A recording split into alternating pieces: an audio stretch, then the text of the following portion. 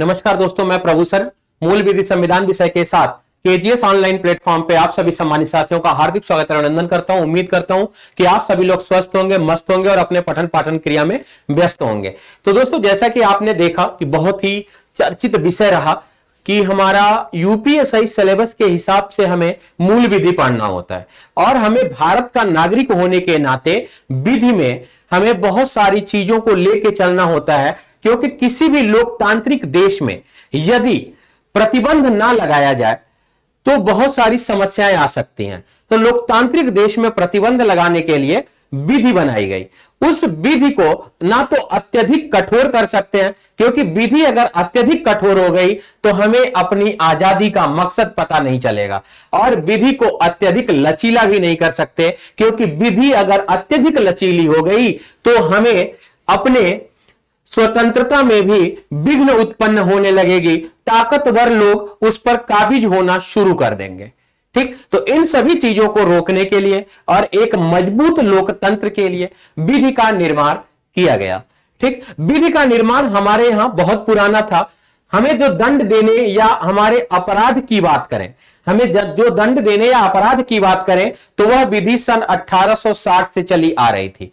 Lord Macaulay के द्वारा निर्मित विधि, या हम यूं कह सकते हैं कि जब हमारा देश गुलाम हुआ करता था तो उस समय 1833 के चार्टर एक्ट के तहत सन 1834 में जो पहला विधि आयोग गठित हुआ, उस विधि आयोग के द्वारा जो विधि का निर्माण किया गया 1860 में, जिसे ब्रिटिश संसद के द्वारा सहमति दी गई थी, उस विधि को भारत के संसद के अधीन सन 2023 में परिवर्तित कर दिया गया। तो यह सूचना आप पहले भी पा चुके होंगे कि 2023 के विधि में परिवर्तन आ चुका है। कुछ हम मूल विधि पढ़ते हैं, कुछ हम ऐसे मौलिक विधि पढ़ते थे जो साक्ष्य अधिनियम या दंड प्रक्रिया संहिता या फिर भारतीय दंड संहिता के रूप में जानी जाती थी। उन विधियों में यह परिवर्तन कर दिया गया, इनके नाम में भी परिवर्तन कर दिया गया। इनके बहुत सारे प्रावधान जो कि आपराधिक कृत्य बड़े हुआ करते थे लेकिन सजा या दंड कम हुआ करते थे, जिनका लाभ हमेशा ताकतवर व्यक्ति उठाता रहता था, आज उन सभी के लिए यानी विधि के समानता को एकदम स्पष्ट रूप से लागू करने के लिए हमने कानून में परिवर्तन किया। देखिए, भारतीय दंड संहिता सन 1860 में जो आई थी, जिसमें अध्याय 23 थे और धारा हम कितने पढ़ते थे भाई, 511 पढ़ा करते थे। तो अब इस कानून का नाम बदलकर भारतीय न्याय संहिता 2023 रख दिया गया, और जिस विस्तृत विधि का आप अध्ययन 23 अध्याय में करते थे, उस विधि का अध्ययन अब 19 अध्याय 19 चैप्टर में आप करेंगे, और धारा की संख्या भी 356 हो गई। तो आपको पता होगा, जो बच्चे पहले से मुझसे मूल विधि पढ़े होंगे उन्हें पता होगा कि आईपीसी में भी मैं अक्सर आपको 325 से 30 धाराएं ही पढ़ाया करता था। उन 325 से 30 धाराओं के क्रम में यानी सेक्शन में भी परिवर्तन कर दिया गया है। जैसे अगर आप कहें कि अगर पुरानी विधि के हिसाब से चलेंगे तो अगर हत्या के दंड की मैं बात करूं, किसकी भाई, हत्या के दंड की मैं दोस्तों बात करूं, तो हत्या का जो दंड आप पढ़ा करते थे वह पढ़ते थे धारा 302 में। कौन सी धारा में पढ़ते थे, 302 में पढ़ा करते थे। इसकी धारा अगर हम भारतीय न्याय संहिता के हिसाब से देखें तो धारा 101 है। इसके दंड का प्रावधान अब धारा 101 में आ गया। यदि हम पुराने विधि के हिसाब से देखें तो राजद्रोह शब्द जो था, क्या शब्द था भाई, राजद्रोह जो शब्द हुआ करता था, सेडिशन, राजद्रोह को हम कहां पढ़ते थे, 124A में हम पढ़ा करते थे। अब इसको हमने, इसका नाम हमने बदलकर क्या कर दिया भाई, देशद्रोह कर दिया, देशद्रोह कर दिया। और यह हम कहां पढ़ेंगे, तो अब हम पढ़ेंगे धारा 150 में पढ़ेंगे। कौन सी धारा में, 150 में। अब देखिए परिवर्तन कितना बड़ा है। 101 में पहले हम क्या पढ़ा करते थे या हमारा माइंडसेट क्या था, आज की डेट में उसका माइंडसेट बिल्कुल चेंज करना पड़ेगा। यानी कि अगर आपको आईपीसी का ज्ञान लेना है तो केजीएस टीम के साथ, यूपीएससी टीम में आप जुड़ सकते हैं मेरे साथ। ठीक, तो देखें, तो देशद्रोह का धारा अब राजद्रोह को देशद्रोह में पहले क्या हुआ करता था कि यदि आप सरकार के खिलाफ या सरकार की बातों पर परिवर्तन करें या सरकार की बातों का कटाक्ष करते थे, तब भी सरकार चाहे तो आप पे राजद्रोह लगा सकती थी, जिसका आपने सुना होगा कि कांग्रेस के नेता राहुल गांधी ने विरोध किया था 2019 के दौरान कि राजद्रोह हटा देना चाहिए। तो उनकी बात को शायद वर्तमान सरकार ने सुन ली और राजद्रोह को हटाकर देशद्रोह ले आ दिया। ठीक, 150 धारा में देशद्रोह शब्द आ गया। एक बात क्लियर हो गई, ये बातें आपकी अब क्लियर हो गई। अब देखें, पहली बार प्रथम बार संहिता में आतंकवाद का प्रयोग किया गया। संहिता में आतंकवाद अपराध को शामिल किया गया। अब जैसा कि आप जानते ही हैं कि आतंकवाद हमारे दो तरह के हैं, आतंकवाद को शामिल किया गया। तो आपको पता ही है कि एक आतंकवाद जो इंटरनेशनल लेवल पे चल रहा है, यानी राष्ट्र का राष्ट्रों के विरुद्ध चल रहा है, वो एक अलग आतंकवाद है, जैसे अलकायदा, तालिबान, ये अलग आतंकवाद के रूप में चल रहा है। एक ऐसे संगठन जो आंतरिक रूप से कार्य करते रहते हैं, जैसे हमारे यहां नक्सलवाद, जैसे हमारे यहां क्या है, नक्सलवाद है, हमारे यहां क्या माओवाद है। अगर आप उधर सेवन सिस्टर्स की तरफ उठा के देखेंगे तो आपको दिखेगा कि माओवाद है ना। तो आतंकवाद को शामिल किया गया। तो पहले क्या हुआ करता था कि पहले आतंकरोधी अधिनियम अलग अलग बनाए गए थे। अगर हम इंटरनल आतंकरोधी अधिनियमों को देखें तो पोटा कानून, प्रिवेंशन ऑफ टेररिस्ट एक्ट आया, उसके बाद उसे और संशोधित करके हमारी संसद ने टाडा में परिवर्तित कर दिया, गुंडारोधी अधिनियम में कर दिया। इस तरह के प्रावधान हमारे यहां क्या होते थे बेटा, चला करते थे। तो पहली बार हमारी संहिता में आतंकवाद को किया गया है। अब देखें हमारे यहां क्या होता है कि अगर हम किसी लड़की के साथ दोस्ती करते हैं तो देखें हमेशा एक बात कही जाती है ना कि व्यक्ति जब हमेशा अपने स्वार्थों की पूर्ति के लिए ही कोई ना कोई कार्य करता है। मनुष्य ने एक लड़की से दोस्ती करी, उसे ढेर सारे सपने दिखाए, चांद तारों की दुनिया दिखाई और उसके साथ शादी का झूठा बहाना भी बनाया, या उसके साथ संबंध स्थापित करने के लिए उसे नौकरी का दिलासा दिलाया कि हम बहुत बड़े सार्जेंट हैं, तुम्हारी नौकरी लगवा सकते हैं। ऐसा दिलासा देकर उसके साथ शारीरिक शोषण किया। शारीरिक शोषण के बाद उसने उनका कोई भी ना नौकरी लगाया, ना उनसे शादी करी। मतलब इस तरह के, जैसे आप यह कह सकते हैं रोजगार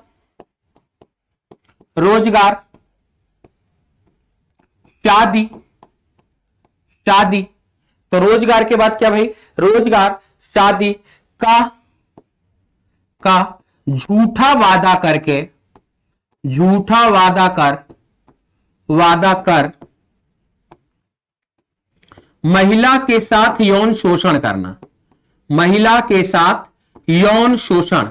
तो इसके लिए भी हमारी विधि में कड़क प्रावधान हो गया। अब क्या भाई, कड़क प्रावधान कर दिया गया कि आप किसी को बहुत बड़े बड़े सपने दिखा करके उसके साथ यौन शोषण नहीं कर पाएंगे। यानी कि अब भारतीयों के साथ क्या होगा, न्याय होगा, भारतीय न्याय संहिता होगी, इसका प्रावधान किया गया।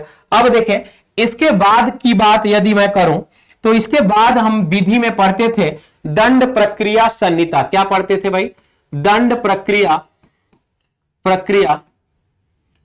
संहिता। अब दंड प्रक्रिया संहिता कब बनकर तैयार हुई, 1973 में। इसमें धारा कितनी होती थी, तो धाराओं की संख्या 484। अगर हम इसमें अध्याय की बात करते हैं तो अध्याय हुए करते थे 37। अब देखें इसमें क्या किया गया कि इसमें चीजों को वृद्धि करी गई, इसमें चीजों को क्या कर दिया गया, वृद्धि किया गया। तो इसके नाम को भी परिवर्तित करके अब इसका नाम क्या रख दिया गया। अब अगर इसका नाम की बात करें तो अब इसका नाम क्या हो गया है, भारतीय नागरिक संरक्षण सुरक्षा संहिता ना। क्या है, भारतीय नागरिक सुरक्षा संहिता, इसका अब नाम रख दिया गया 2023 में। अब देखें 2023। अब देखें, अगर इसमें हम अध्याय की बात करते हैं कि इसमें अध्याय कितने हैं, तो अध्याय की संख्या 37 से बढ़ के कितनी हो गई, इसमें 38, एक अध्याय बढ़ा, तो जरूर धारा में भी वृद्धि हो गई होगी। तो यानी कि यह जो हम 484 धारा पढ़ा करते थे, 484 जो धाराएं पढ़ा करते थे, इनकी संख्या भी अब बढ़ गई, इनकी संख्या भी अब बढ़ गई। तो इनकी संख्या जब बढ़ी तो 484 से कितनी हो गई, 484 से कितनी हो गई, तो 533। तो भारतीय नागरिक संहिता में अब धाराओं की संख्या 533 हो गई। और देखें, एफआईआर जिसको करने के लिए आप थाने जाया करते थे, अब 0 एफआईआर रूल आ गया, 0 एफआईआर रूल आ गया, जिसे आप EFIR भी बोल सकते हैं, जिसे आप EFIR भी बोल सकते हैं। एफआईआर को बोला जाता है फर्स्ट इंफॉर्मेशन रिपोर्ट। क्या बोलते हैं भाई, फर्स्ट इंफॉर्मेशन रिपोर्ट। एक बात और देखें, अब एफआईआर के लिए आपको अपने ही थाने पर जाने की आवश्यकता नहीं है, राज्य भर में कहीं से भी आप एफआईआर कर सकते हैं, ठीक ना। मतलब आप चाहें, आप सोचें कि घर पे बवाल हो रहा है, आजमगढ़ में आप हैं और बवाल हो रहा है, और आप रह कहां रहे इस समय, इस समय अगर आप प्रयागराज में रह रहे हैं, तो आपको क्या है, प्रयागराज से ही आप एफआईआर आजमगढ़ की भी कर सकते हैं, ठीक ना। तो एफआईआर राज्य क्षेत्र के भीतर, राज्य क्षेत्र के भीतर कहीं से भी किया जा सकेगा, ठीक ना। मोटी मोटी बातें हम कर रहे हैं केवल, इसमें क्या क्या परिवर्तन हो गया, ठीक। इस विधि में और भी चीजों को वृद्धि कर दी गई, और भी चीजों की वृद्धि करने का मतलब हुआ कि जो इलेक्ट्रॉनिक दस्तावेज हैं, यानी इलेक्ट्रॉनिक जो अभिलेख हैं, उनको भी बहुत ज्यादा मान्यता दे दी गई। किसको भाई, इलेक्ट्रॉनिक साक्ष्य को, इलेक्ट्रॉनिक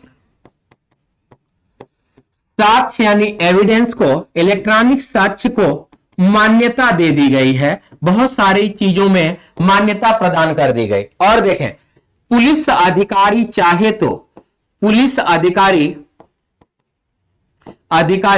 वीडियो बनाते हुए, क्या भाई, पुलिस अधिकारी वीडियो बनाते हुए तलाशी ले सकेगा, तलाशी ले सकेगा,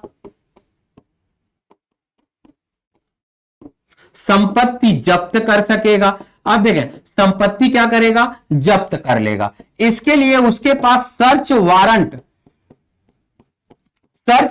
की आवश्यकता नहीं पड़ेगी, इसके लिए उसे सर्च वारंट की आवश्यकता नहीं है। हाँ, बस यह है कि जैसे ही वह तलाशी लेगा तो वह तुरंत उस वीडियो को मजिस्ट्रेट के पास भेजेगा। जैसे ही संपत्ति को कुर्क करेगा, जब्त करेगा, तो उस वीडियो को तुरंत ही वह क्या करेगा, मजिस्ट्रेट के पास भेज देगा, ठीक है ना। तो वीडियो बनाते हुए, यानी इलेक्ट्रॉनिक अभिलेखों को पहले से ज्यादा मान्यता मिल गई। 2008 में इलेक्ट्रॉनिक अभिलेखों को मान्यता मिली थी, लेकिन उसमें क्या था कि यदि रिकॉर्डिंग है, वीडियो है, तो उसमें जो सामने वाला पीड़ित हुआ करता था, या जो अभियुक्त हुआ करता था, अभियुक्त के समक्ष रिकॉर्डिंग तो होगी ही होगी, अभियुक्त की सारी बातें रिकॉर्ड भी होंगी, लेकिन उसमें अभियुक्त का वकील का होना आवश्यक हुआ करता था। लेकिन अब क्या हो गया कि अगर अभियुक्त अपनी सारी कबूल कर रहा है, सारी बातें कबूल कर रहा है, और वह अभियुक्त की वास्तविक चीजें हैं, अगर यह प्रूफ हो जाती हैं, तो इस आधार पर भी उसे दंडित किया जा सकेगा, ठीक ना। अब देखिए, इसमें और भी परिवर्तन किया गया कि भारत के बाहर की भी संपत्तियों को अब कुर्क किया जाएगा। जैसे एक अपराधी व्यक्ति है, जैसे मान लीजिए कोई फरार व्यक्ति चल रहा है, उसके मामले का विचार चल रहा है और उसने इंग्लैंड में, ब्रिटेन में अपनी ढेर सारी संपत्ति बना रखी है, तो उन संपत्तियों को भी अब क्या किया जा सकता है, जब्त किया जा सकता है। तो यह है विधि के परिवर्तन का कमाल।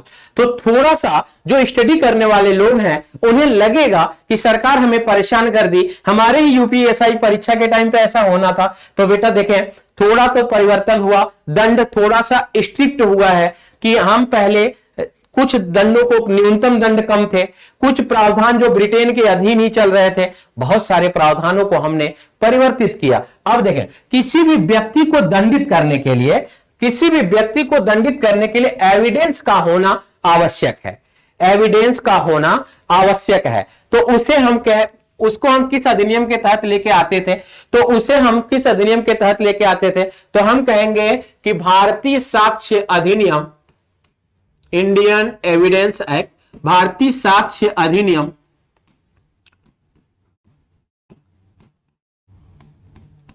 भारतीय साक्ष्य अधिनियम 1872 के तहत लेके आते थे। ठीक ना बेटा, 1872 के तहत लेकर के आते थे। और इसमें अध्याय की संख्या कितनी हुआ करती थी उस समय, तो उसमें उस समय भी अध्याय की संख्या कितनी थी, 11 थी। अध्याय की संख्या कितनी थी इसमें, 11 थी। और जो धाराओं की अगर हम संख्या, इंडियन एविडेंस एक्ट में धाराओं की संख्या की बात करेंगे तो 167 थी। अगर अब परिवर्तन की नाम लें, अब इसमें परिवर्तन क्या हो गया, तो अब इसमें परिवर्तन करने की बारी आएगी, तो इसको हमने कर दिया नाम इसका भारतीय साक्ष्य विधेयक। क्या नाम कर दिया, एविडेंस बिल, भारतीय साक्ष्य विधेयक के रूप में हमने इसका नाम कर दिया विधेयक, और नाम आ गया 2023। अगर आप अध्याय की बात करें तो अभी अध्याय में कोई परिवर्तन नहीं है, यहां फिर से हमें 11 अध्याय ही पढ़ने पड़ेंगे। लेकिन धारा की यदि दोस्तों हम बात करें तो धारा बढ़ के कितनी हो गई, तो धारा बढ़ के हो गई 170। तो ये कैसा प्रावधान हुआ करता था, तो साक्ष्य क्या होता था, तो कहेंगे कि ऐसा प्रावधान जिससे अभियुक्त को दंडित किया जा सके, जिससे अभियुक्त को दंडित किया जा सके।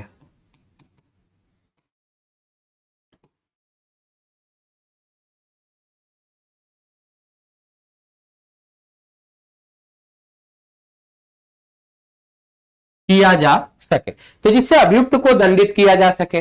और देखें यहां पे एफआईआर की एक पुलिस विभाग के पास डायरी होती थी, तो एफआईआर डायरी होती है। एक पुलिस विभाग क्या जारी करती है भाई, चार्जशीट जारी करती है, चार्जशीट जारी करती है। यानी इसमें चार्जशीट जारी हो जाने का मतलब है कि अब मामला कोर्ट के पास पहुंच गया। ठीक, चार्जशीट जारी करने का मतलब मामला कोर्ट के पास पहुंच गया। ठीक, और देखें इलेक्ट्रॉनिक अभिलेखों को मान्यता, इलेक्ट्रॉनिक अभिलेखों को मान्यता।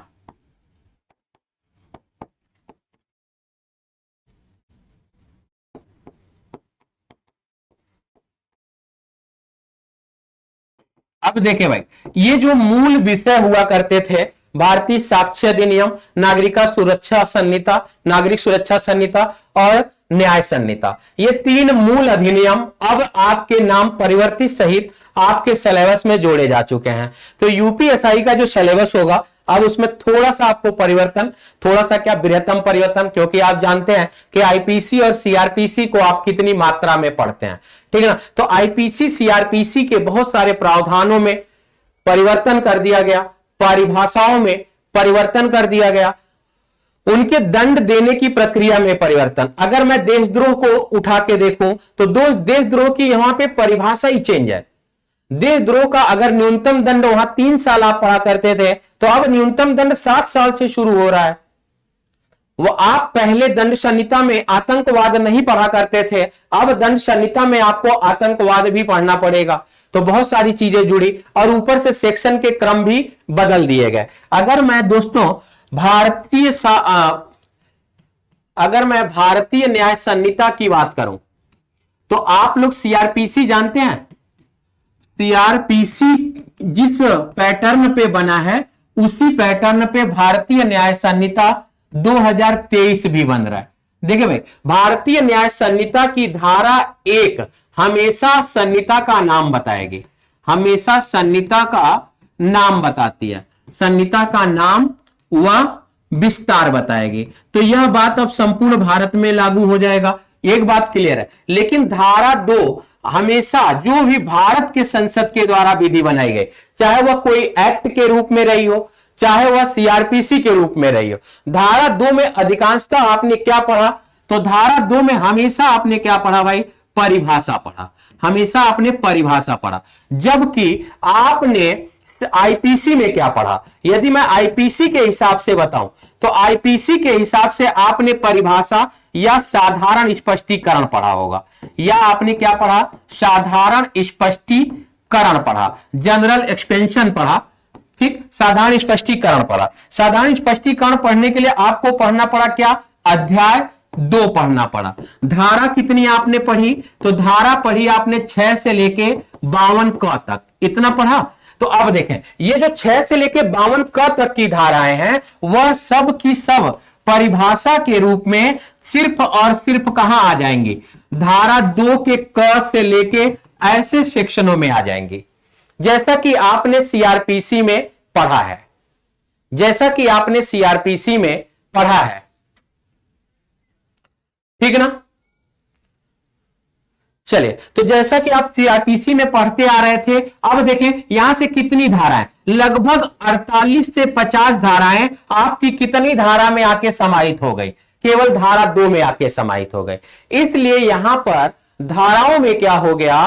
परिवर्तन हो गया, ठीक ना? यहां पर धाराओं में क्या हो गया बेटा? परिवर्तन हो गया। तो इस नई संहिता का भी अध्ययन यदि आप करना चाहते हैं, तो जितने भी बच्चे पहले से भी आईपीसी सीआरपीसी पढ़े होंगे और अब भी पढ़ रहे थे, तो उन सभी को एक कष्ट अब हो रहा होगा, नोट्स फिर से बनाना पड़ेगा, परिभाषा फिर से सीखनी पड़ेगी। एक जो हमारा माइंड सेट था कि हत्या 302 में हो जाती है, एक जो हमारा माइंड सेट था कि गलत काम करने वाले व्यक्ति को 420 कह देते हैं, तो अब धीरे धीरे इन सारी गणनाओं को हमें फिर से माइंड सेटअप करना पड़ेगा, फिर से माइंड सेटअप करना पड़ेगा, फिर करना पड़ेगा, और फिर से सरल, तो एकदम सरल से सरलतम भाषा, उदाहरण और व्यवहारिक ज्ञान के साथ मूल विधि और संविधान पढ़ने के लिए आप केजीएस टीम यानी प्रभु सर मूल विधि संविधान के साथ बने रहें। यूपीएसआई में सफलता अवश्य मिलेगी। इस विषय में कोई भी समस्या आएगी तो उसके लिए आप